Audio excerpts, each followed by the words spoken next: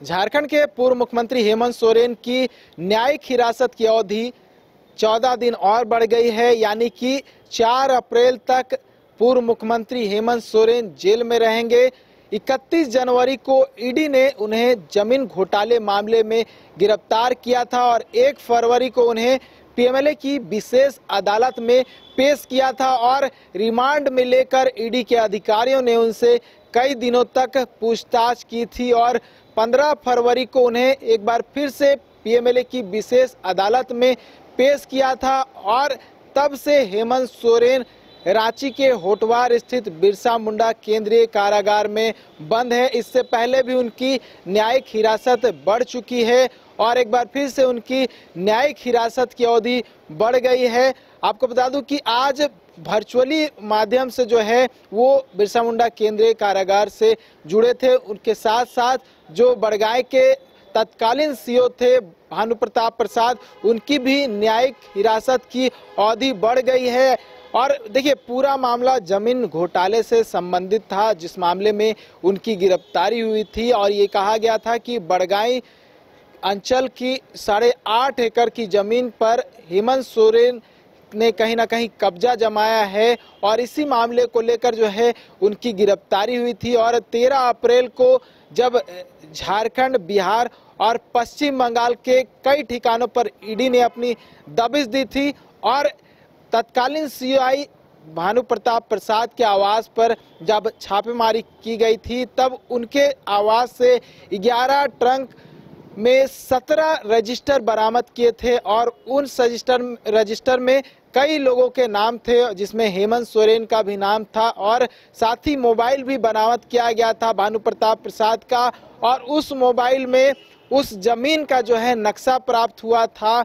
कहीं ना कहीं उसी आधार पर हेमंत सोरेन पर कार्रवाई करते हुए ईडी ने उन्हें गिरफ्तार किया था और रिमांड में लेकर जो है उनसे लगभग 13 दिन तक पूछताछ की गई थी। उस दौरान चैट से संबंधित भी मामला सामने आया था, ट्रांसफर पोस्टिंग का जो मामला था वो भी सामने आया था, कई और मामले जो थे वो भी निकलकर सामने आए थे और उसी दौरान कई और लोगों को समन भी भेजा गया था। और कहूँ तो उसी दौरान एक जो प्रोड्यूस वारंट था भानु प्रताप प्रसाद का, वो लाया गया था और हेमंत सोरेन और भानु प्रताप प्रसाद, इन दोनों को आमने सामने बिठाकर जो है पूछताछ की गई थी। उसके बाद भानु प्रताप प्रसाद को उस जमीन पर ले जाया गया था और फिजिकल वेरिफिकेशन किया गया था, जिसके बाद जो है और पुख्ता जो है उस जांच को कर लिया गया था और मामले की जो है अभी फिलहाल जांच चल रही है और कई जगह पर जो है इसको लेकर कार्रवाई भी चल रही है और हो सकता है कि आने वाले समय में ईडी इस पूरे जमीन घोटाले मामले से संबंधित चार्जशीट भी दाखिल करे। तो इंतजार करना होगा आगे क्या कुछ होता है, लेकिन हेमंत सोरेन की न्यायिक हिरासत की अवधि जो है और 14 दिन बढ़ गई है। न्यूज़ बाइस्कोप के लिए कैमरामैन विकास के साथ नीरज कुमार, रांची। 5 राज्य, 61 शहर, 150 प्रोजेक्ट और एक वास्तु विहार। नई सोच, नया घर, बनाए रखिए अपना प्यार, सेवा में है वास्तु विहार।